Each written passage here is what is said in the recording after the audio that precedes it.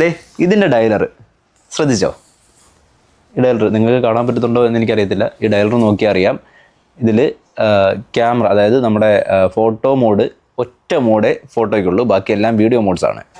Actually 6K video റെക്കോർഡിങ്ങിൻ്റെ കാര്യം പറഞ്ഞത് ഇന്നലെ ഫിജി ഫിലിമിൻ്റെ XT50 എന്ന് പറഞ്ഞ മോഡലിനാണ്.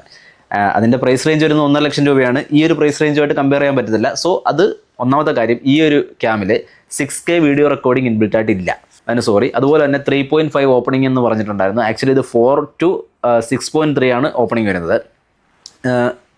1430 ലെൻസാണ്. മറ്റേ നമ്മുടെ ZV-E10 വരുമ്പോഴത്തേക്കും 1650 ആണ് ലെൻസ്. ആക്ച്വലി ആ ലെൻസും ഈ ലെൻസും വലിയ എന്താ പറയുക, വലിയ ക്വാളിറ്റിയുള്ള ലെൻസൊന്നും അല്ല. പക്ഷേ ക്യാം ബേസിൽ നോക്കുമ്പോഴത്തേക്കും, സൈസ് ബേസ് നോക്കുമ്പോൾ ഇത് കുറച്ച് സൈസ് കൂടുതലാണെങ്കിലും അത്രയും വെയിറ്റ് ഇല്ല. ZV-E10 കുറച്ചുകൂടെ ഒരു ശകലവും കൂടെ കുറവാണെന്ന് തന്നെ പറയാം. EOS R50V ഈ 2 ക്യാമും ആണ് വരുന്നത്. അതിൻ്റെ കമ്പാരിസണിൽ ഇതിൻ്റെ ഡീറ്റെയിൽസ് എല്ലാം ഞാൻ പറഞ്ഞു കഴിഞ്ഞു. ഇനി നമ്മളുടെ ZV-E10 വിശേഷമായിട്ട് ഞാൻ അടുത്ത വീഡിയോയിൽ വരാം. അപ്പോൾ എല്ലാവർക്കും ബൈ.